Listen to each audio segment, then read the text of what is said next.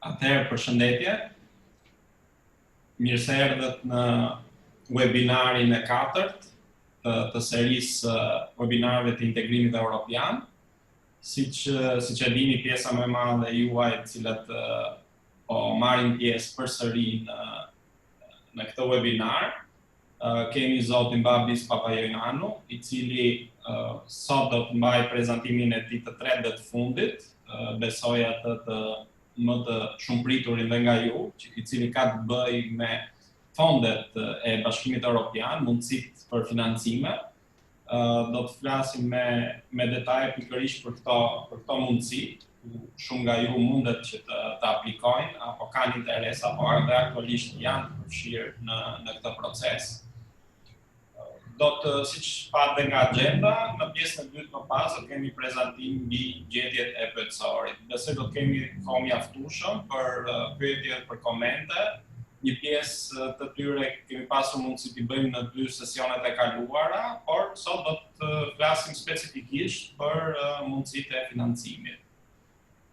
Keni në kanalin e dytë keni përkthimin, ku mundet të dëgjoni në shqip, apo edhe kur bëni pyetjet, mundet t'i drejtojnë në shqip dhe më pas ta përkthejmë pyetjet për zotin Babis.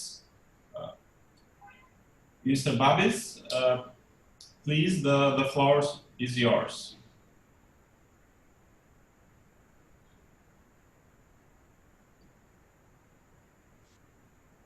Hello, good evening. Is it okay with the sound? Yes, it's fine. Thank you. Okay, good. Thank you very much, and welcome again to this third webinar about funding.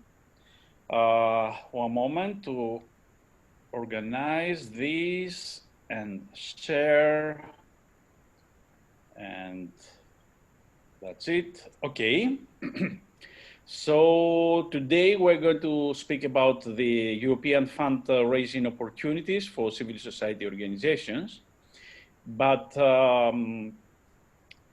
as we say also in the previous days, there are a lot of funding opportunities, a lot of agencies, a lot of initiatives that they are supporting financially civil society actions and proposals.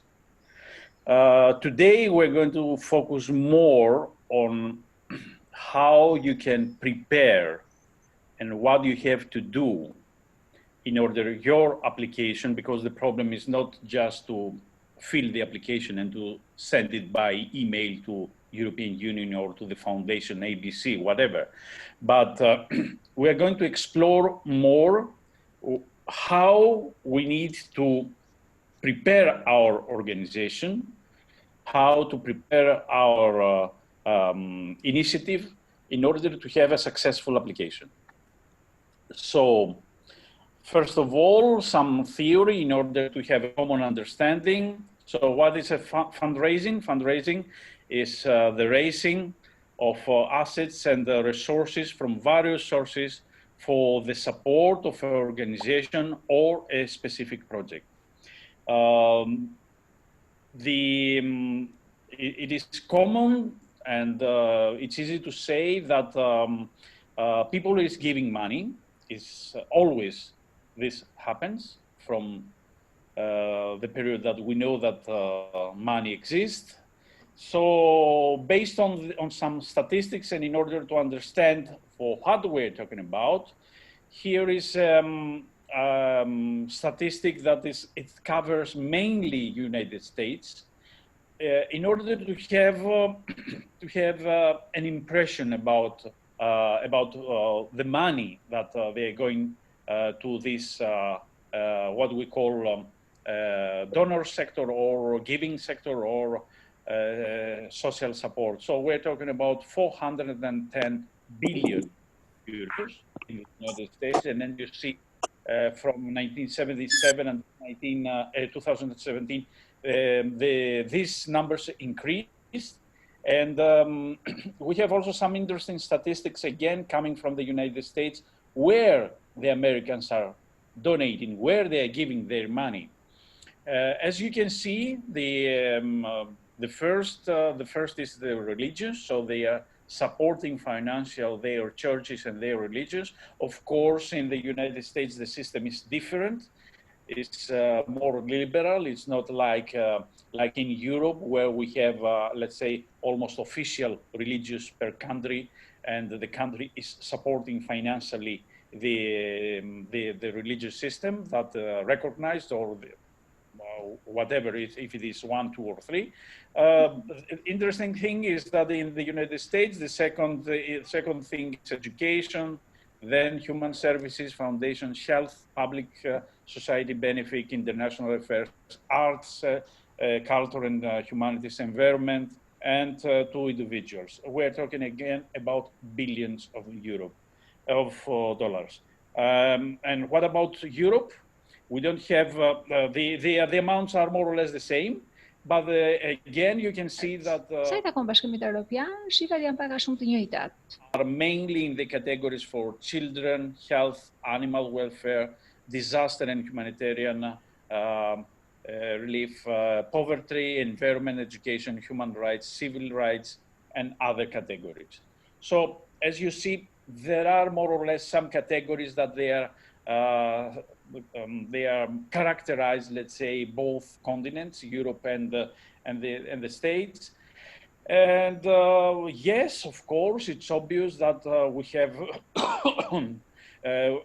have a list of international organizations that they are supporting financially, civil society organizations like European Union, like the Council of Europe, like United Nations and the agencies of the United Nations, OSCE, and I put also here two less known foundations like the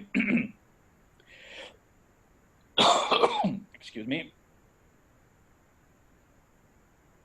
like the Asia Europe Foundation, which is connect European with Asian priorities, and the Arab Link, which is connected European initiatives with the Arab countries. Also, I can say that almost all the countries, they have a state foundation. Some of them are very famous and very active. There is a possibility, not all of them to be active in Albania, but here is a list with some of the most active foundations, state foundations, like the Danish Institute, the House of Cyprus, the British Council, Goethe from Germany, Institut Français, USA, the Italian Cultural Institute, Cervantes Institute from Spain, the Swedish Institute, the China Foundation Center, the Japan Foundation, the Prince of Wales Charitable Foundation, and the Westminster Foundation for Democracy, which is the foundation of the British Parliament. So this is a list. In the list you can add also other foundations. These are not all the state foundations, but the most of them, or let's say the most important and the most active in our region. And also I can say that a lot of private companies, they create their own foundations, and they are open and they are welcome initiatives, proposals, and the cooperation with the civil society. I have here a list with some of them, and I put here some of the foundations of the private foundations which are linked with companies that they have as a clear priority the youth topic. So youth and culture and education and the topics of innovation and creativity are some of the priorities of the IKEA Foundation, the BMW Foundation, Vodafone Foundation, Nestlé Foundation, Coca-Cola Foundation, Siemens Foundation, the Robert Bosch Foundation, and the Zbatohet Foundation. So here is a list of 8 foundations that for sure they have youth as a priority, and for sure they are supporting also activities in Southeast Europe. Of course, it's one of the foundation of this private foundation. They have a different way of communication and accepting applications. For instance, the Robert Bosch Foundation, which is the biggest German cultural foundation, It has a very fixed methodology, so they have deadlines, they are making open calls, and they are supporting initiatives based on their national priorities and thematic priorities. At the opposite, for instance, Vodafone Foundation is open for communication with anyone, anytime, and they are replying with yes or no if they are interested to support an idea, a project. Okay, what I would like to present with you, with this is the fact that there are a lot of funding opportunities coming from the private sector, from the public sector, but also from the international sector. And the interesting thing is how to prepare ourselves and how to prepare our legal entity, because in most of the cases, in 90% of these cases, we are not talking about applications coming from individuals. So in order to apply, you must have a legal entity, an NGO, something with a legal entity in a register in a country of Europe, for instance, or somewhere in the planet. But if we are talking about this list of foundations that I present to you, they are mainly active in Europe, in the European continent. Of course, there is a list, there is a similar list with foundations coming from the Latin American country, a big list with foundations coming from the United States, from Asia, from Africa, but they have as a priority their continent or their states or their countries. So these foundations are working more as an international platforms, and they are accepting for sure applications from our region. So before contact for funds, there are a lot of potential, as we say, partners that they are welcome your ideas. And I would like to keep in your mind three very interesting points when you are planning and when you are designed to apply for funding. Make it clear, make it easy, and make it fun. Make it clear, it means practically that it must be an idea that it's easy to explain even to a kid why you need this, who are you, why you need that money, what is the profit for the society, what is the profit for the target group that you are going to work. Make it easy. Don't use very complicated wording. Don't use very complicated methods. It's not an academic document. It's not an exercise for a PhD or something like that. And make it fun.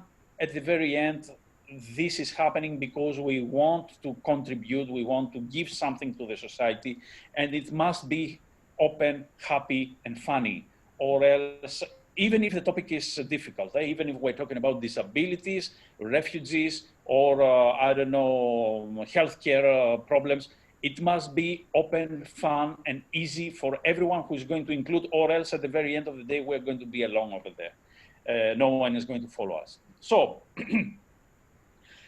some things you need to have in place as an organization, and this is a list of bureaucracy, a checklist that we need to have in our mind any time and every time that we are planning to apply. So organization budget, your limits. That means practically that if you are an NGO or if you are a legal entity, a municipality or whatever, and your yearly budget is at the level of, I don't know, let's say 100,000 euros, and there is an open call for 1 million euros, so don't apply over there. It's not for you. Don't go in open calls that they are far, far away from your yearly budget and your understanding, your financial understanding about money. In some cases, it's not easy to understand the numbers with a lot of zeros at the very end.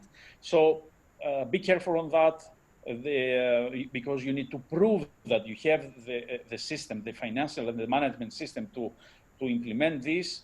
You need also to prove that you have experience for budgeting at the level of the core.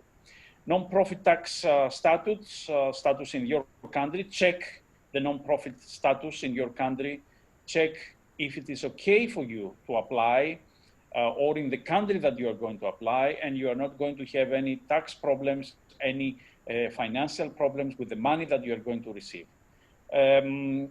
Donor tracking database, create a database that you're going to put all the possible donors. It doesn't matter if you have contacts with them, or not, if you apply or not, if they give you money or not. Create a database and use this database. Find a person, a staff, a board member, a volunteer who is trained and who will be responsible for this funding. It's not this funding exercise is not for everyone. So you need to have a minimum knowledge of a methodology. You must have a limited knowledge for how to fulfill an application, how to include the financial part, the theoretical part, the academic part that needs from the application. So use whoever is close to your organization, a staff person, a board member, a volunteer who knows something more, and ask for the support for the application. Basic materials about your organization, that means statute, financial proofs, and anything else available also in English, that in PDF format, easy to send by email. That means practically not very heavy files of, I don't know, 25 megabyte or 1 gigabyte. It's not useful, it's not practical. And charity and agreement, clarity, yeah, and agreement about how the funds will be used. So it must be clear for you what you are going to do with this money, what you are going to do with these funds. Not only what problem are you going to solve in local or national level, not only the method and the profit for the local society, but also inside your organization internally, to be clear what you're going to do with that money, talking about everything for the budget that you're going to present. Also, before starting, organize your internal work on fundraising based on these 6 steps. First of all, creating a fundraising plan. It's a plan. It doesn't mean, here is, let's say, an example. It doesn't mean that it's going to work. It doesn't mean that we're going to manage, but make a forecast. Let's say, for instance, that for the financial year 2020, the target is to have 45,350 euros from the donors community and from fundraising. We're going to apply here, there, we are interested for applications, we're going to do this, we're going to do that, events. So this is our plan. It's good to have a fundraising plan. It's good to have in front of us, and of course to follow and to try to catch the targets. Also to have a plan for the year after and the year after for the next 2 or 3 years. It doesn't matter if we're going to have at the end of the day this amount. If we're going to manage to have this 45,000 at the end of 2020, we're going to be happy and we're going to implement all of our program and our ideas and activities. If not, we're going to start cutting. But to have a plan and to try to organize this in a yearly basis is something that it will help us also internally. Second thing, assess your strengths and weaknesses. In between of us, we must be very, very honest. Here is an example list of strengths and weaknesses.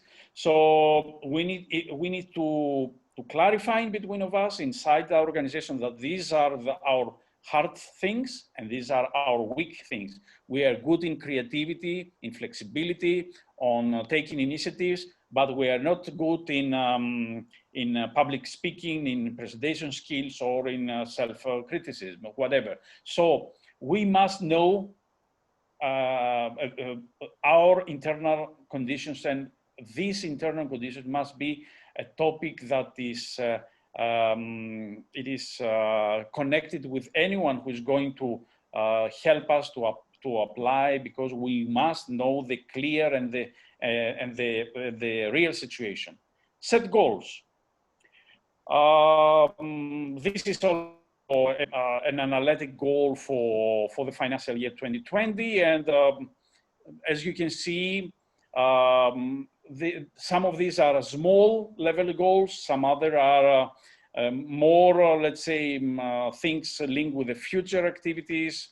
Maybe the numbers are not correct, or maybe the numbers are futuristic or whatever, but set goals and try to be as much as possible next to this. The fourth thing, create your fundraising calendar. The fundraising calendar, it's an interesting and very attractive exercise for our office. Here is, for example, a fundraising calendar for this year. So as you can see, we are putting on this calendar everything that will help us to connect with the donors community, to apply. You can see, for instance, that we have here in February, we have the deadline of the Erasmus+. On March, we have the deadline of the Robert Bosch Foundation. But on January, we have also an annual dinner planning kickoff meeting, which is a PR activity. Or we have even, I put somewhere,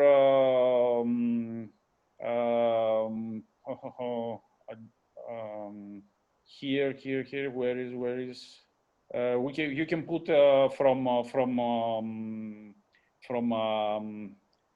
I don't know, days like the Veterans Day or the Father's Day or the Europe Day or whatever, until important days for the national calendar, or important dates for the national calendar of other countries. For instance, remember to send an email to the United States Embassy on the 4th of July. For their Day of Independence. So this is a practical PR activity, but it is connected with the people over there. It is a connection with the people over there, because through that it will be more easy to create visibility, our name, and probably when they're going to make a call, or when we're going to find something that we are interested from USA, it will be more easy for us to go and to apply. Collect information. So write your email in a list of foundation institutions that they are creating the prototype, and they are the resource of the information. Subscribe to the newsletters of the United Nations, the European Union, the Council of Europe, OSCE, and other institutions, because through these newsletters, in a monthly basis, you are going to receive all the new information about the new calls, or reports about their activities, their plans, decisions, and whatever. So this is an exercise that it is going to help you a lot in order to make your plans for the next period. It's free, it's easy. You are going to their website, you are putting your email or the email of your organization and the name of your organization in the newsletter subscription area, and then in a monthly basis, or in 2 months basis, it depends on the organization, you are going to receive this email. Have in your mind that because our profile is very, very important, the status of our organization, when we are putting the name of our organization next to an application for a communication to an embassy, an international organization, whatever, we are trying not to use Hotmail, Gmail, or amazing personal emails like, I don't know, my football club name at yahoo.com. We're trying to use official emails of info contact with under the server of our website and our organization. Also, the last point, communicate your work. So send information, and here is a list of newsletters that youth NGOs are creating and they are sending in English to the whole youth planet, to the institutions, to the foundations, to the international organizations, to the embassies, because through that, these organizations are supporting their name. They are creating bigger and better visibility for them. And of course, they are informing about the topics and the priorities and what they are doing and how they are doing their work. And of course, it's also part of the PR activity of the funding mechanism. So if we have money coming from the United Nations or from an EU program, then we are putting an article here. As you understand, all these are electronic newsletters. The income or the outcome, so there is no heavy investment. There is a need of a person who knows basically about how to draw a newsletter, and there are a lot of free applications that allows you to do this and to download the PDF format and or an HTML format, and then to send the link somewhere all over the youth ecosystem that you are connected. So, and with that, we are entering to the second part of the application, how to fundraise.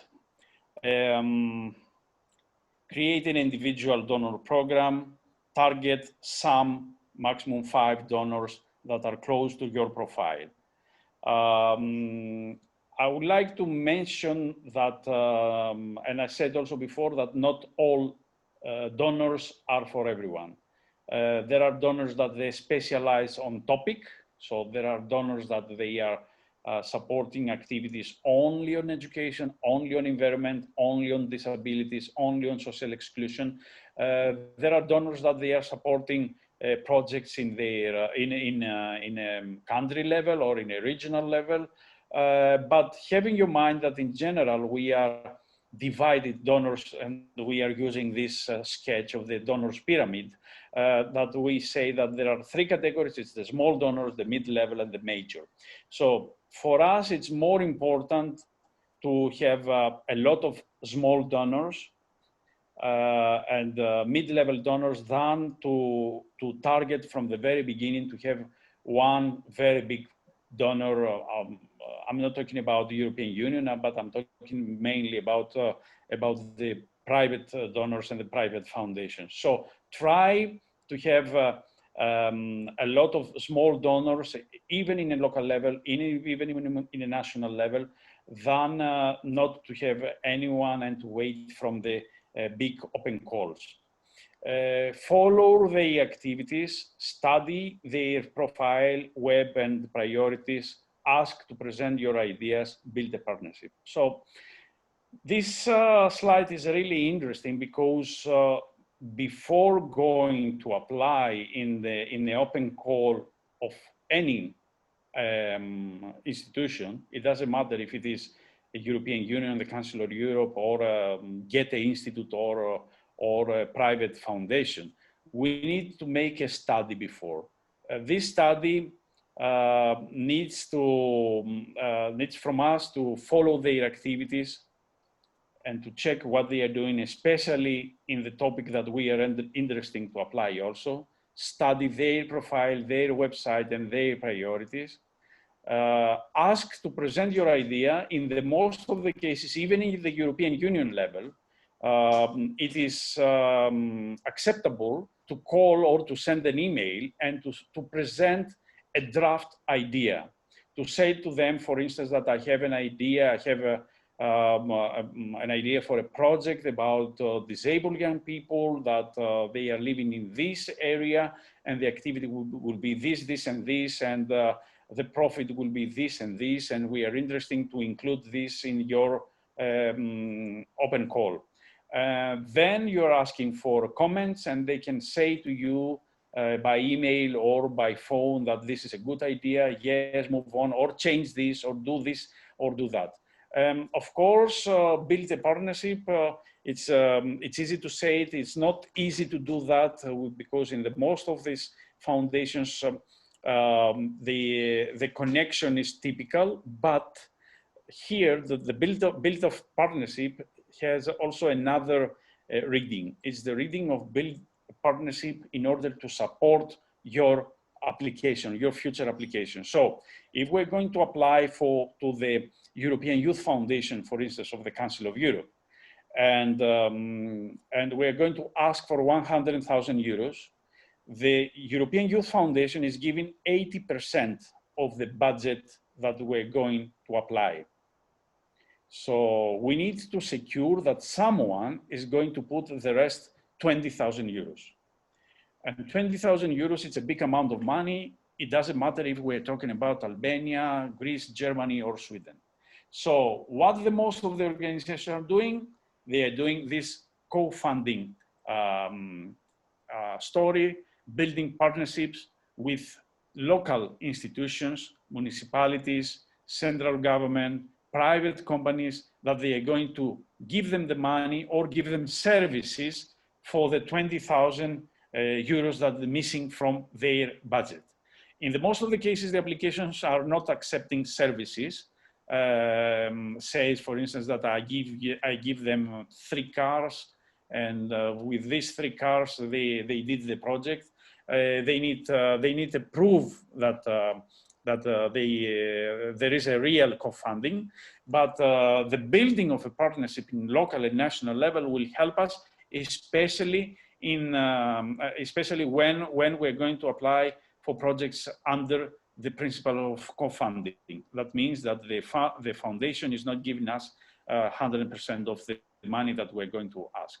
In the case of European Union, and when we're talking about the Erasmus Plus or the European Solidarity Corps, the European Union is giving us 100%, or let's say the money that they're going to give us, it's enough for covering all the expenses. In some other projects of even of European Union, the total money is at the level of 75%, 80%. It depends from country to country, and it depends from call to call. Now in the third part, we are going to explore a little bit how we're going to apply. First of all, the question is, where do I find the grants? How can I find that there are open calls? There are 4 resources. The online research that we can do, asking for foundations and putting the right keywords on Google. Community and foundation lists that we are going to develop slowly, having in our mind that this is a good foundation, this is a trustable organization, we can contact them. Other organizations doing the similar work, so we are hearing or we learn from a newsletter, we learn from a PR activity that another organization in Albania or another organization, I don't know, in another country, took some money from this foundation, from this institute, or from this international organization. So we are using the same resource. So we are putting in our database also this. And the last is the networks that we are member, international networks, national networks of NGOs that they are working thematically or they are working geographically, but they are connecting also with international level, and through them we're going to find the information. For European Union, there is a nice tool putting together everything which is connected with European Union funding. So this is the website of the European Union, having all possible foundations of European Union. The address is under here, and later the organizers are going to send you the presentation, so you are going to have all the details and the link. What is interesting on this website? In the past, we have in European Union a lot of complaints about the funding opportunities, because a lot of people says that, okay, we know that European Union is giving money, but how can I find the information? Where is the starting point for start searching? As you can see, in the lower part of this page, we have the thematics or the programs, and of course there is a search machine putting whatever keyword you want, youth, education, university, whatever you are interested in. And then the website is replying to you by giving you the title of the call, which is active. It's not a historical website going back, I don't know, 2, 3, 5 years or going to the previous century. Whatever exists here, it's online, it exists, and it's programs that they are open on, or they are going to come. So it's easy to register. And if you register, you are going to receive also information on your email that if you register, you can put some keywords that are interesting for programs about young people, education, I don't know, women and disabled people. So whenever the system has new entries on these thematics, they're going to send you a notification that, and the link about the new call. So this is the easy way. This is the easy way to, in order to find access to all possible funding from European Union, and it's as I say, it's up to date, so there is no problematic things with old information or with strange links that they are not active and things like that. Something interesting about European Union, I can say that also that in the new programming period, 2020-2027, more activities are going to support electronic and digital actions. So European Union now is running to create digital platforms, digital tools, and digital applications in order to be more close to the citizens and the people, especially the young, and having also in our mind that we afraid that a possibility of the new wave of the pandemic from October, November is going to cost a lot to all of us. Having in mind that the people that they are working for the international organizations, they don't have the right to go abroad until 1st of September, so they are blocked, so they don't allow them to go in seminars, activities, whatever, and only by webinars and web-based applications they can present whatever they are doing. Okay, the next thing is, again, it's a summary, having in your mind the funders' priorities, the funders' organization requirements, the funders' geographical focus, the size of the grant, other organizations and the funders have supported, the funding timeline, whether you have the capacity to write the proposal, the application, where you have the capacity to follow the funding requirements. So this is more or less what we discover and what we say until now. Okay, important thing is that whenever we are writing an application, it's not writing a novel. It's not writing an academic text. So we have to be very, very careful and to follow the directions that we have about the length, the format, the font, the number of copies, the required attachments, what we need to include or what we should include and what not. Imagine that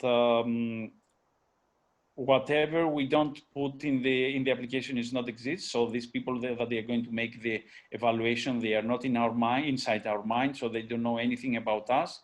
In the most of the cases, they are not going to ask us for extra papers. So be very careful with the checklist that exists in the most of the applications in the last page.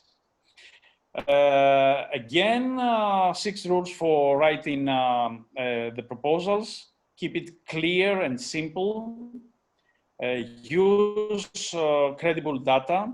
That means whatever data you can present, you must have the resource from where they are coming, if they are from your national statistic agency, if they are from Eurostat, from the American Statistic Agency, or they are coming from a research that you did, but you're presenting also the methodology and whatever. Use real life stories, so the people that they are doing the evaluation and they have a clear guidelines from the donors to evaluate positive applications that they are based on everyday scenarios. So don't put a lot of fantasy and don't create very complicated scenarios. The easy scenarios, the real life stories are the ones that they are the successful. Be specific in order to give them a clear idea of what you are talking about and why. Use real cost, and this is very important. Don't underestimate the internet. It's easy to find any price of anything in any part of this planet. So even if I want to learn how much a laptop of this technology costs in, I don't know, in China, in Congo, in Brazil, or in Canada, it's just a click on internet to find the price over there. So whatever you are doing about the cost, whatever you are doing building your budget for the proposal, use realistic and real prices, real costs, and don't have in your mind that these people are sitting in Brussels or in Strasbourg or in New York or in Stockholm, and over there things are very expensive and they don't know about the costs in Albania or in the region or in, I don't know, in Europe. It's easy to check everything, and in case that it's not easy to find something which is very complicated, it's just one email needed to clarify everything.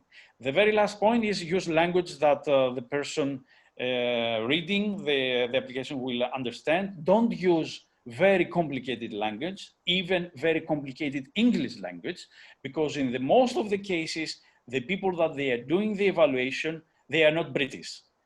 So they don't speak perfect English. They speak what we call the international English. It's this everyday common language, this lingua franca of our day, this international English. So don't use very complicated wording. Don't use very complicated language whenever you are going to apply to them. And of course, just before apply, do the editing test. Make sure everything matches. Use the what we call the brother-in-law test. So bring someone that you trust and give him the application and give him to read the application. In some cases, not in some cases, in all cases, we cannot recognize the writing mistakes that we are doing. So a second person can check the texting, can check the application, can read it, and can tell us that we have a wrong and mistake, a word that is missing here, or a paragraph that is not clear. Have someone else review the directions and make sure you're following them. Have the person responsible of doing the work reviewing your draft, review a full copy with all attachments arranged exactly the way the foundation will see it. Don't send applications with missing parts, even if the deadline in front of us and we don't have a lot of time. There are techniques that we can explore, and I will tell you at the very end how we can do that in case that we are in front of a deadline, we have a technical problem, or we didn't have enough time, and there is one paper missing, what we can do. Of course, we're going to apply. Of course, we need to be as much as possible close to the standards of the call, but it's important for us to have all the papers needed for the application. In case of a problem, I will tell you at the very end what we're going to do. In the next part, it's the parts of the results. Okay, let's say that we manage everything until now and we apply. There is these 3 steps rules that we need to follow in the positive scenario. When our application is accepted, then we receive an email or a letter says, thank you very much for your application. We are happy to announce that your application is selected. We reply again with a very polite, positive, and inspired letter, email, with the same format. That means if they send us a letter by post, we're going to reply by post. If they send us an email, we're going to reply by email. If they invite us to their house, or they are coming to our house, we need to reply with the same way of invitation. But it must be anytime, in any time in the same level. And the result is the same. We thank them for their cooperation and for their funding. Second, confirm when you will receive the check, what documentation you will need to sign, and how they prefer to hear from you. That means if the contracts are not so clear or not so detailed, you can contact them. You can say to them that we received the money. Again, thank you very much. What kind of documentation you need, how we're going to continue with this cooperation, and of course, start planning for after the grant period, and that means the implementation based on the timeline that we propose. In the case of the negative scenario, again, we reply with the same thanks letter to them, according to their way of contact us. Of course, it's really important to ask for feedback. What was the mistakes? What was wrong in our application? Needs a feedback in case that is not stated in the letter. Ask if you can apply in the next grant cycle of them with the same or a similar idea. In some cases, they can say to you that your idea was very good. You are on the waiting list until the very last time, but unfortunately, we didn't have enough money. So we encourage you to apply again in the next cycle, in the next deadline. So this is a crucial information for us. Ask if you can stay in touch, and if so, how with them. So if they are interested to update them with whatever you are doing, new information about activities, actions, and initiatives from your side. Okay, this is the mainstreaming, let's say, way for how to build a fundraising campaign and how to fundraise with the institutions. But of course, we can say that there are also other ways for funding. In these categories of other ways of funding, I put these 6 categories, which are all of them very, very important. First of all, we have the in-kind contribution. In-kind contribution is something common, especially from companies of the private sector. They can give you services, they can give you products, they can give you whatever you want. If they like you, the work that we're doing, or if they like the idea. A fundraising event, it's also an opportunity for us to create not only a PR activity, but also to collect money, to receive money from from people, sponsors that they can be part of our projects. This initiative is sponsored by whoever. A crowdfunding campaign, that means opening to the public, opening to everyone, and contributions, small contributions in order to find the money. There are also crowdfunding platforms on web where you can put your idea, and people that they are interested to invest, they are putting money. Social media fundraising, this is a new thing that connects people with the social media, Facebook, Instagram, and mainly these two, that we can ask for money from the platforms, and using also some tools that the platforms allowed us to put there. And the very last is the multi-channel fundraising. That means it's a combination of all these 5 topics that are attractive, easy for us to use, and also we are happy with this in local level.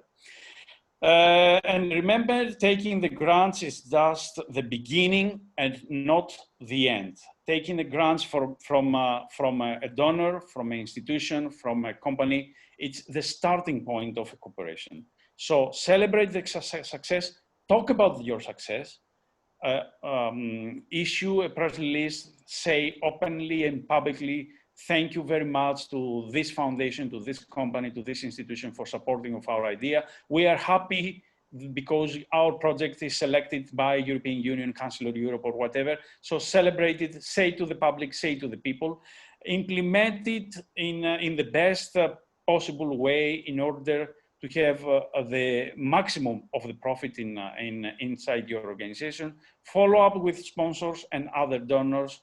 Take notes for next time. That means write an every day, almost every day, let's say in theory, a calendar for taking notes about the implementation of the project, the bad things, the bad times, the good times. Set up your team for future engagement and prepare them for a little bit more difficult step forward. Some closing thoughts. Know where you are, first of all. So have clear in your mind who you are, what you are doing, what is your target. Create a team. Fundraising is a teamwork. It's not for single persons. Create a plan. Work on the plan. Don't forget to communicate with the donors. And this is more or less my starting point. I can say at the very end 2 extra points in case, and I'm going to share one moment to stop sharing now and to give you another something interesting also here. Yes.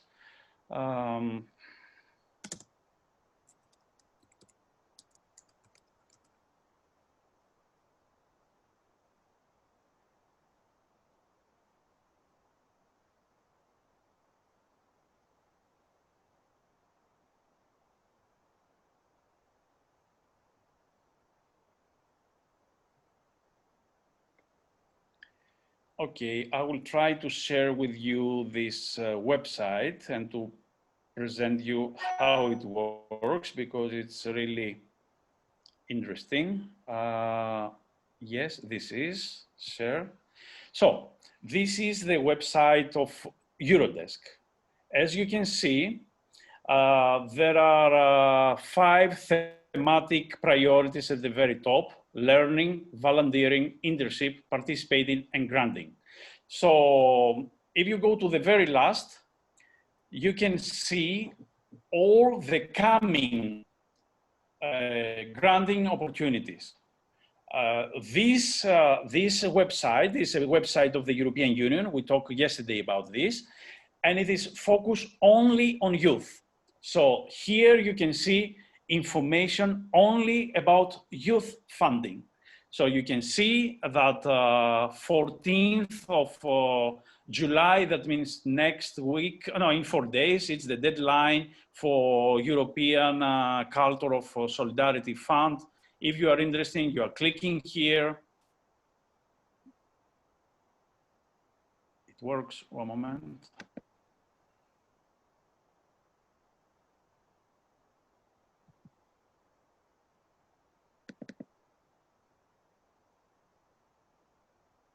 No, I cannot open it, but okay, if you click on the title, you will go to the analytic information about this call. You're going to find all the details, the open call, the details about the application, the deadline, and everything. So this is going, for instance, until the end of the year, 31st of December. And also they have some coming events, coming calls from the next year for the 2021, but for the moment without, as you can see on the point here of the deadline, it's upcoming, so we don't know for the moment when they're going to put the deadline. But for until the end of the year, we have all the open calls. Again, I'm repeating, we are talking about the open calls of the European Union or other European foundations about young people and youth policy. So it's easy, it's very easy to put it as one of your priorities and to check it once per month and to see what kind of applications we have, what kind of open calls we have in front of us, and of course to organize your applications based on what we discussed today.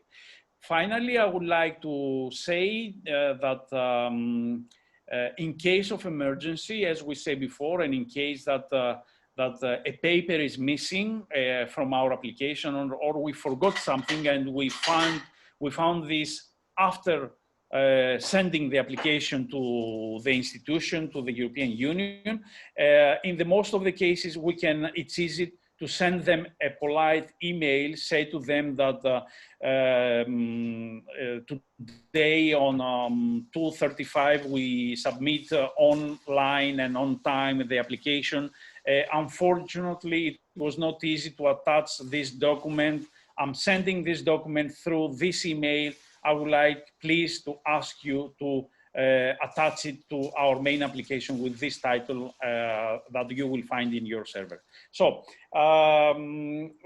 from my side, this is more or less for the moment, and I would like to give the floor to you and to reply to possible questions from your side.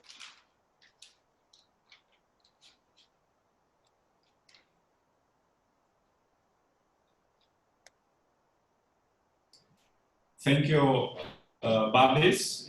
We already have a question in the chat area, and I'll invite all the participants to write or to speak with questions or comments that they have.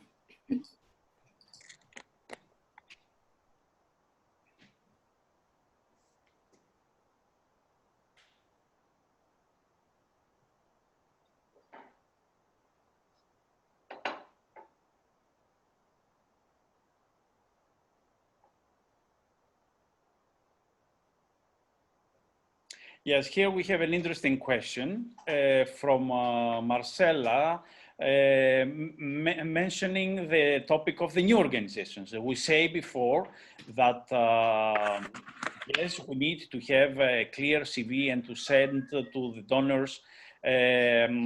But what about what we're going to do if we are a new NGO, if we are a new initiative? Yes, it's obvious that we don't have a hard CV, we don't have a CV with projects. Then we are using two things, and this is really important. In the first level, we say, and we are mentioning that we are a new NGO, we are a new initiative, but with people with experience on the field the last 2 or 3 or I don't know 4 or 5 years. So we are trying to focus on the persons and not the organization, but because the organization can be new, and this is regular and natural. The first thing is this. The second thing is that in some cases, this is good that we are a new organization. For instance, as we say also yesterday, for the Erasmus Plus and for the European Solidarity Corps, the new organizations, the newly established organizations, they have a priority.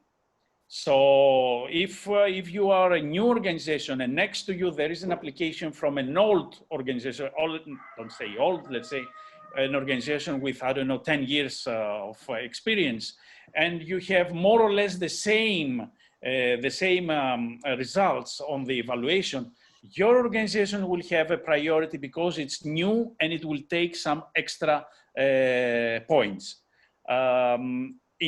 Also, I can mention that in some cases, we have open calls that they don't allow new NGOs to apply.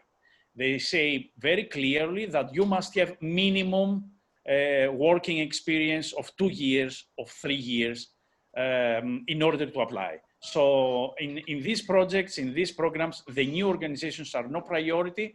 And if we have, if we found an open call like that, let's say from the European Union, and it is stated very clear that you must have 2 years experience and working as an organization, living as an organization, and you don't have such a thing.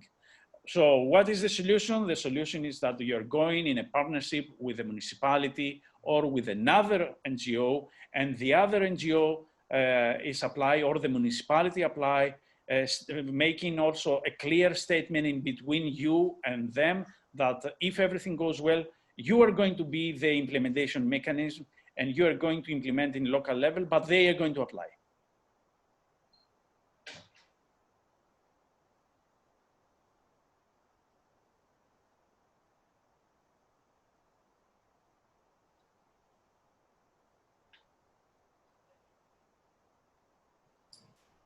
Yes, we have a hand raised from Mona JJ, please. Hello, can you clearly hear me? Yes, yes, thank you very much. Okay, thank you, Mr. Papaioannou, for your insightful presentation. My question is actually twofold and regards MFF, which you briefly mentioned before. This month, the multi-financial framework 2021 and 2027 is being discussed and agreed among EU member states. Do you expect any change in funds dedicated to European programs for education, innovation, and youth, such as Erasmus Plus or Horizon 2020? And also, do you have any information whether are proposed any changes under the framework of Erasmus Plus that might impact those actions and initiatives in which Western Balkan CCOs are eligible? Yeah, thank you very much for the question. Thank you very much, really interesting. Yes, it is like that. So the countries are, the countries members of the European Union are in a amazing, difficult negotiation about the future of the Erasmus Plus. As we say also yesterday, we know that the program will exist. So all the packet of youth support, youth mobility, Erasmus Plus, European Solidarity Corps, or Horizon 2020, all this program will, they secure that they are going to exist in the new programming period. And as we say also yesterday, Erasmus Plus will have an amazing big amount of money, starting from 3 billion euros, going until 6 billion euros until the end of the programming period. Now, there is in parallel an ongoing discussion and dialogue in between the countries for the new program, the new Erasmus Plus. First of all, I can say to you that probably they're going to keep the same name. So Erasmus Plus as a name probably is going to survive in the next programming period, because in the past, at the very beginning of this naming, we had a lot of confusion and a lot of disappointing people, because they confuse the Erasmus Plus with the Erasmus program for the mobility of the students. So needs a lot of energy and a lot of money to European Union to make clear that the Erasmus Plus is not the same as the Erasmus for the students' mobility. The information for Brussels says that they are going to keep the same name. Probably they are not going to change the name. So we're going to have, again, Erasmus Plus also in the new programming period. For sure, we're going to have changes on the priorities and the key actions. It's not clear. We know, for instance, that there are going to be a lot of changes in what we call central activities. That means centralized activities. That means the activities that we apply in Brussels, and the decentralized activities. That means the activities that we are applying in our national agencies in the countries members of the program, like Albania.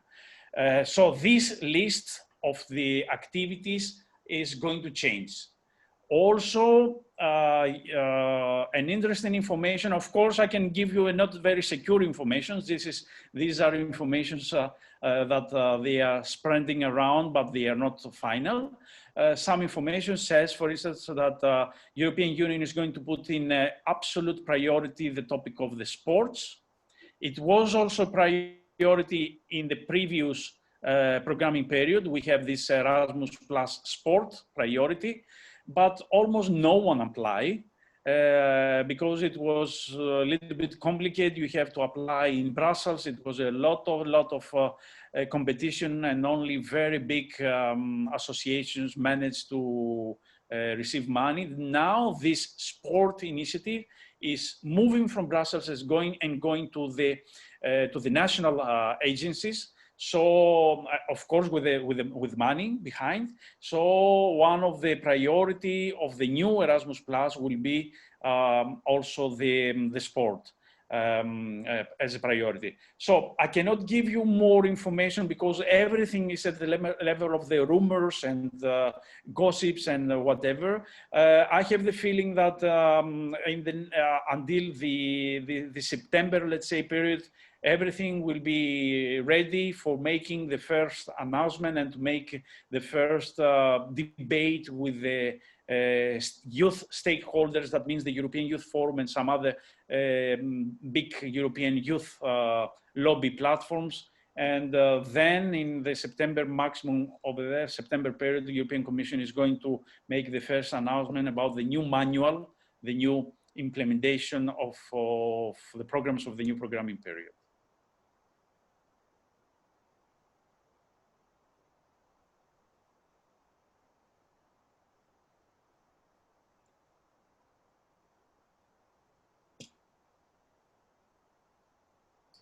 Let's see if we have any other question from the participants. Now it's the time. Okay, we have one in the chat. Mm-hmm.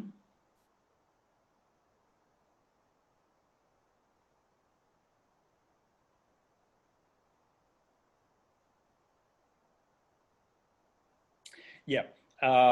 Interesting question, and thank you very much for this. Yes, we say that digitalization and digital tools, digital youth work, digital services will be clear priorities for the next programming period.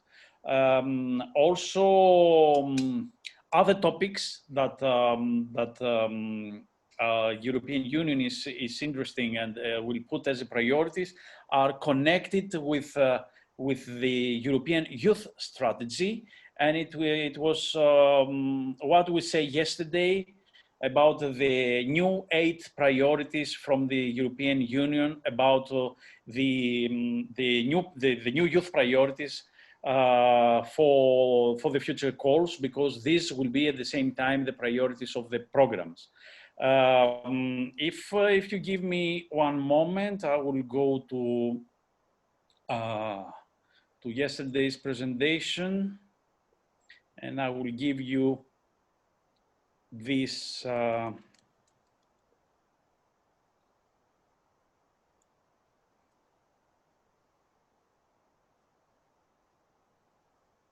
okay, these are I don't know, can you see this now or not? No. No, okay, so I need to share screen. Yeah. One moment. Yeah, I didn't open this. Yeah, okay, now it's okay. Share. Okay, so for the next programming period, we have two sets of priorities. The one set is the priorities that came out from the youth goals, which is, let's say, the youth proposals. And it's this set of these 11 priorities. Yeah, connecting EU with youth, equality for all genders, inclusive societies. You can see it, and then we have a second set, which are the priorities of the strategy, and under the naming engage, connecting, and empower young people, we have.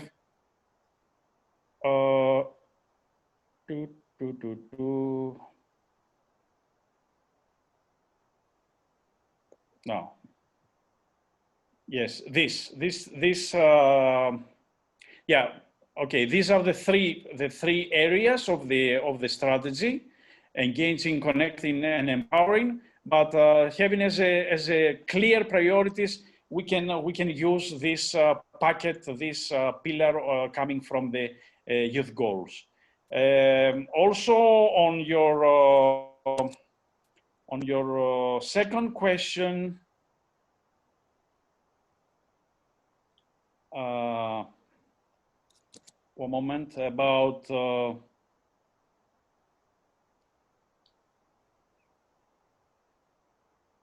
yeah, okay, the priorities of the previous period. Again, I will come here. No, where is the green one?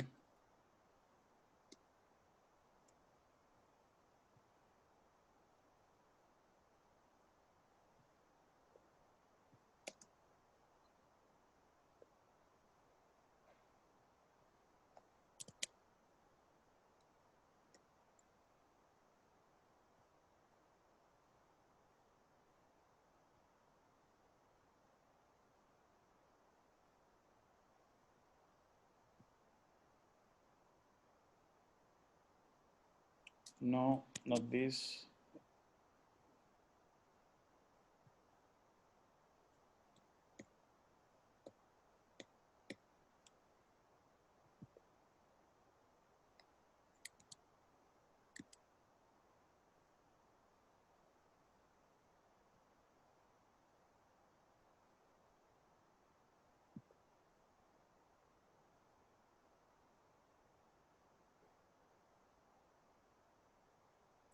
Okay, so the priorities of the previous period are these. These are the priorities, the 8 priorities for the period 2014-2020. Maybe you can see that some of these priorities exist also in the new programming period. But in general, as I say, it's not shared yet. It is not shared. Okay, yeah. One moment. Why? You have to click the share button, the red one. It should be on your right side below.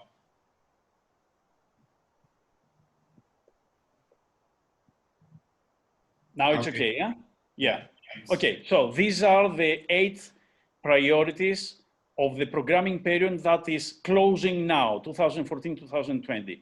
And as I say, some of these priorities are, let's say, more or less the same as the new, or in some other ways, the new priorities are follow-up of the priorities of the previous programming period. as I said before, there will be one or two horizontal priorities like this digitalization. And there are also another one or two topics that they are very high on the European agenda, like the young people and radicalization of young people and fake news. These topics will be, let's say, horizontal priorities of the new period.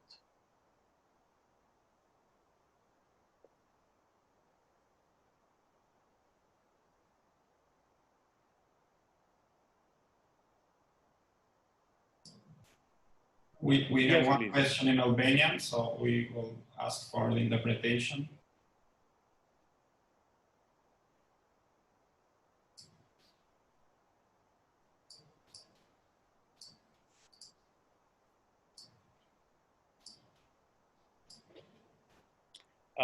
Yes, in the most of the EU programs, and especially the programs on youth, like Erasmus+, European Solidarity Corps, there is a specific check button that we can activate it. And when we activate it, means that our application is for young people with special abilities, and that means that our application is at the same time also a priority application, because this is one social group that it is a priority for all EU programs. So you need to mention it on your, of course, you need to mention it from your texting, but you need also to mention it on the application that it is a program for a specific target group of young people.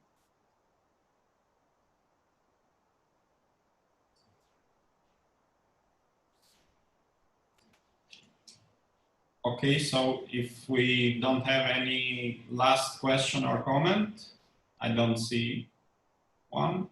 So I'd like again to thank you for closing the week and the sessions that we had with you. Very informative and very instructive also. Very good tips. I think that we will make use of these tips. Are really interesting.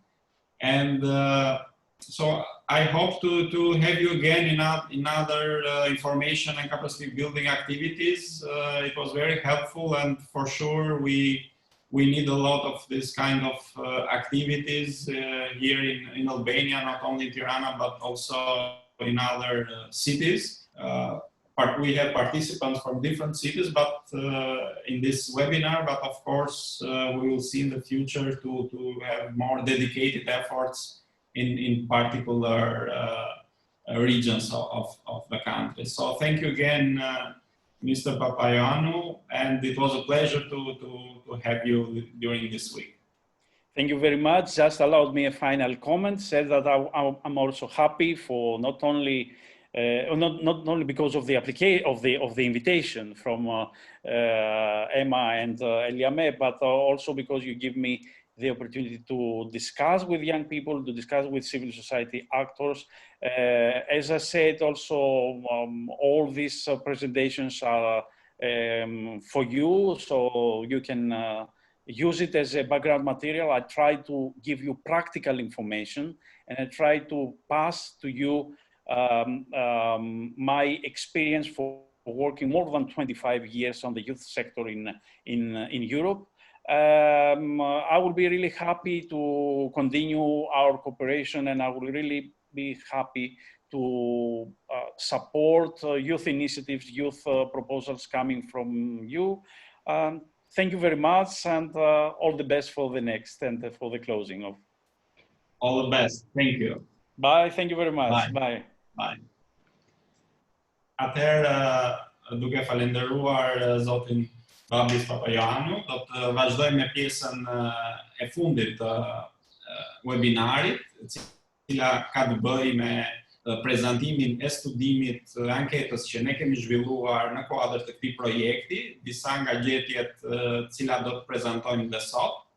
që kanë të bëjnë pikërisht me perceptimet grupeve ndryshme të interesit mbi procesin e integrimit europian, kryesisht ato grupe më të rëndësishme, siç janë të rinjt, akademia, organizatët e shoqërisë civile, biznesi, cilat janë drejt për drejt të interesuar për procesin e integrimit europian. Kam kënaqësi të jap fjalën Lushit nga Akademia e Integrimit Europian dhe Negociatave, e cila do të mbajtë prezantimin. Shumë faleminderit Ledis, shumë faleminderit për pjesëmarrjen të gjithëve. Unë pa humbur kohë do nis me share screen, në mënyrë që të mundemi të shohim që gjithë edhe gjetjet që kemi vendosur që të prezantojmë për sot. Së duhet të theksoj që ditën e sotme kemi vendosur domethënë që ato gjetje që do prezantohen të jenë në linjë edhe me sa më shumë të jetë mundur me prezantimin e mëparshëm, që mos ta humbasim edhe fokusin. Po filloj me pjesën e parë. Një ndër pyetjet që ne i kemi parashtruar të intervistuarve tanë është edhe përfitimet që do t'i vinin Shqipërisë nga hyrja në BE. Mënyra se si është shtuar këtë pyetje është cili mendojnë se do jetë entiteti që përfiton më shumë prej hyrjes së Shqipërisë në BE. Pra do jetë BE-ja apo Shqipëria, entiteti që më së shumti do përfitojë. Kjo është një pyetje e mbyllur dhe shohim edhe përgjigjet. Atëherë, të intervistuarit që janë përgjigjur që Shqipëria do jetë entiteti që më së shumti do përfitojë për hyrjes në Bashkimin Europian, janë rreth 73%. Pra shohim që është një shifër goxha e lartë, 73% të intervistuarve mendojnë se Shqipëria do jetë ajo që do ketë përfitimet më të larta nga antarësimi në Bashkimin Europian. Ndërkohë, ata që janë përgjigjur që përfitimet do të jenë të njëjta si për Shqipërinë, si për Bashkimin Europian, janë rreth 21%. Ndërkohë, nëse shohim përgjigjet që janë dhënë sa i përket për alternativës që është Bashkimi Europian, ai që do përfitojë më së shumti prej hyrjes së Shqipërisë, antarësimit të Shqipërisë në BE, shohim që përgjigjet kanë qenë 6% e të intervistuarve tanë. Kjo jep edhe një panoramë të plotë, pra, se si ne e shohim hyrjen e Shqipërisë në BE. Duhet patur parasysh që përfitimet të cilat flasim në këtë pyetje kanë qenë të paspecifikuara. Ndërkohë, nëse shohim në pyetjen e dytë, i kemi paraqititur një pyetje tjetër, po ashtu të mbyllur të intervistuarve tanë në lidhje me kostot e hyrjes në BE. Në këtë pikë, alternativat kanë qenë kostot janë shumë më të larta se përfitimet, kostot janë disi më të larta se përfitimet, nuk ditë përgjigje nuk aplikohet në këtë rast, përfitimet janë disi më të larta se kostot dhe përfitimet janë shumë të larta se kostot. Shohim pikëpari alternativën e parë. Kostot janë shumë më të larta se përfitimet. Kjo është alternativa që ka patur përzgjedhjen më të ulët sa i përket kësaj pyetje. Pra vetëm 1% e të intervistuarve tanë janë përgjigjur që kostot e Shqipërisë me hyrjen në Bashkimin Europian do të jenë më të larta se sa përfitimet që Shqipëria do ketë me hyrjen në Bashkimin Europian. Ndërkohë, alternativa e dytë, që i përkon edhe me ngjyrën portokalli, kostot janë disi më të larta se përfitimet. Përgjigjet e të intervistuarve tanë kanë qenë 22%, ata që kanë përzgjedhur si alternativë. Ndërkohë, nuk ditë përgjigje nuk aplikohet në këtë rast, ka marrë 8% të përgjigjeve në total. Nëse shohim pastaj në pjesën disi të gjelbër, po futemi në pjesën e gjelbër të përgjigjeve, se përfitimet për Shqipërinë janë më të larta se sa kostot, ka marrë shohim 50% në këtë pjesë, ndërsa ata që thonë që përfitimet janë shumë më të larta se kostot kanë marrë rreth 19%, kanë marrë 19%, jo rreth 19% të alternativave. Pra, pjesa e gjelbër e kësaj pyetje zë rreth 70%. Pra, do të thotë që të intervistuarit tanë kanë mendimin janë shprehur të mendimit që përfitimet janë disi ose shumë më të larta se kostot për Shqipërinë me hyrjen në Bashkimin Europian. Kalojmë tek pyetja tjetër. Kjo është një pyetje që unë do marr pak kohë, shumë pak, në fakt, vetëm për të shpjeguar pyetjen. Atëherë, Këtu kemi kërkuar nga të intervistuarit tanë që të përgjigjen me një shkallë nga 0 në 10. Pra, kush mendoni se do përfitonte më shumë me hyrjen e Shqipërisë në BE? Kemi kërkuar një shkallë nga 0 në 10, si 0 do të thotë që ata që do përfitojnë prej hyrjes së Shqipërisë në BE janë shumë pak njerëz, ndërsa 10-a nuk kupton e tërë shoqëria. Pra, nga 0 duke ofruar sa më tepër në 10 do të thotë që aq më shumë njerëz do të përfitojnë prej hyrjes së Shqipërisë në BE. Shohim dhe tani përgjigjet. Atëherë, ajo që vëmë re pikës pari është që numrin 0, 1 dhe 2 asnjë prej të intervistuarve tanë nuk e ka përzgjedhur. Përgjigjet kanë nisur me numrin 3. Me numrin 3 shohim që kemi 1%, vetëm 1% e të intervistuarve janë përgjigjur me numrin 3. Pra, nga shkalla 0 deri në 10, 3. Ndërkohë, shohim që poshtu numri 4 dhe 5 është përzgjedhur shumë pak herë, respektivisht 2 dhe 3%. Nëse kalojmë tek 6-ta, kemi një rritje të shifrave. Këtu kalojmë edhe në pjesën sërish të gjelbër të përgjigjeve, pra duke ju afruar më shumë 10-ës. Shohim që 12% e të intervistuarve kanë përzgjedhur 6-ën, pra 6% në shkallën 0 deri në 10 do jenë përfitimet e shoqërisë në totalitet. Përgjigjen me numrin 7 është përzgjedhur prej 19% të intervistuarve tanë, ndërkohë 22% kanë përzgjedhur 8, 11% kanë përzgjedhur 9 dhe 10-a që është edhe maksimalja e përgjigjes në këtë pikë është përzgjedhur nga 29%. Pra nëse nëse shohim të plot, shohim që numri i përgjigjeve që kanë nisur me portokalli dhe përfundojnë me një të verdhë në jeshile është tepër i ulët. Dhe duke nisur nga numri 6 deri në 10 kemi pjesën dërmuese të përgjigjeve. Ndërkohë, i kemi pyetur të intervistuarit tanë edhe sa i përket ndikimit, fushave, sferave të ndikimit që ndikojnë në jetën e përditshme, që do kenë ndikim, pra do ndryshojnë me hyrjen e Shqipërisë në BE, do përmirësohen ose do përkeqësohen. Po ashtu dhe në këtë rast ka qenë një përgjigje e mbyllur edhe me kategoritë e përgjigjes shumë pozitiv, disi pozitiv, as negativ as pozitiv, disi negativ dhe shumë negativ.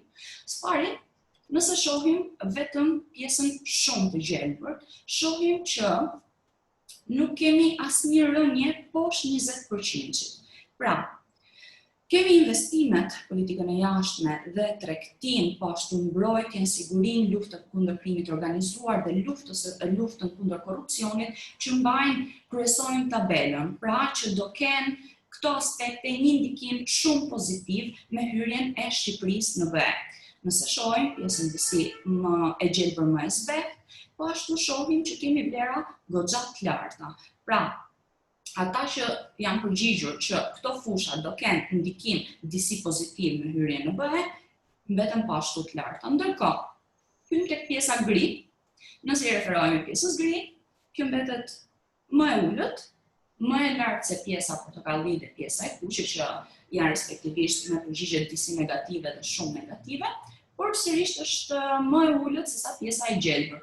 Pra, kjo pjesë që nuk është përgjigjur që hyrja e Shqipërisë në BE nuk do të sjellë asnjë lloj ndikimi, pra as negativ dhe as pozitiv, është goxha e ulët. Pra, në rastin më të mirë kemi 34%.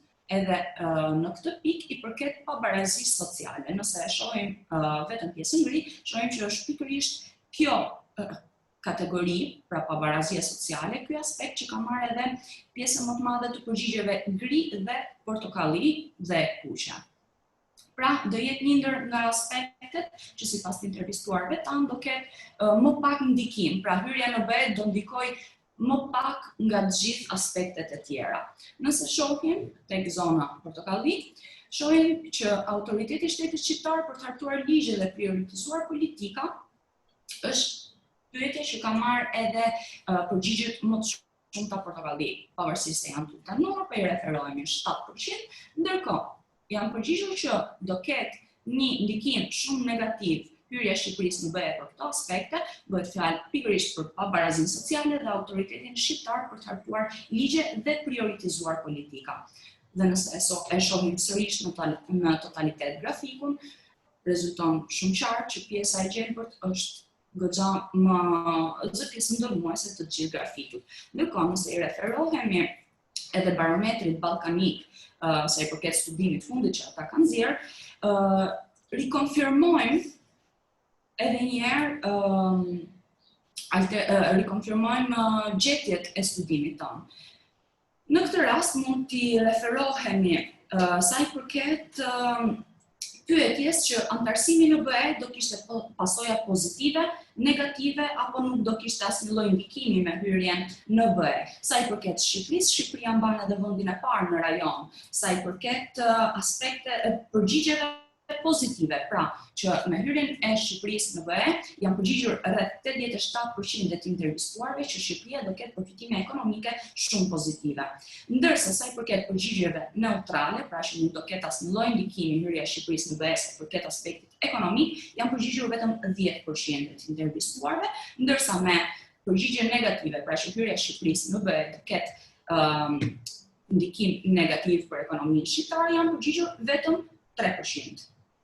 Me këto shifra, unë po e mbyll edhe prezantimin me gjetjet e studimit për sot, duke ju falenderuar për e jap fjalën Lëvizit.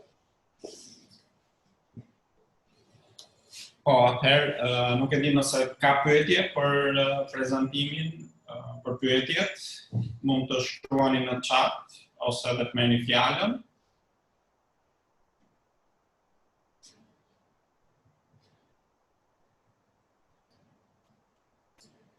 Ndërkohë, siç është shkruar dhe më poshtë, do të merrni prezantimin e plot vetëm në fund të serisë webinareve, për shkak se ne po i prezantojmë pjesë, në fund do të jetë i gjithë materiali i përmbledhur, pra të gjithë shifrat e dhëna dhe sigurisht do të jetë dhe në shqip dhe në anglisht, në varësi të gjuhës që i mund të preferoni ta lexoni, ta konsultoni. Atëherë, nëse s'ka pyetje për këtë pjesë, mund ta mbyllim dhe webinarin e sotshëm. Do ju dërgojmë njoftimin paraditën e të nesërmes për javën e ardhshme, për temat që janë zgjedhur. Do të ketë një larmishmëri temash dhe forsish, nuk do të ketë më folës të njëjtë për javën, por do të kemi në varësi të temave dhe speaker të ndryshëm, për cilët gjithashtu do i dërgojmë edhe bion e tyre personale, pra për të njohur pak më shumë edhe mbi folësit, mbi eksperiencën e tyre. Si zoti Papaioannou, i cili mbajti prezantimi gjatë kësaj jave, kanë eksperiencë gjatë në lidhje me Integrimin Europian, fushat çështjet europiane, cilat dhe ne kemi kërkuar nga ta të prezantojnë. Ju falenderoj edhe një herë për vëmendjen, duke ditur që është dhe e premte, dhe tani mundet t'ju uroj një fundjavë mbar dhe për ata që do të rishihemi javës tjetër në webinaret e ardhshme. Faleminderit.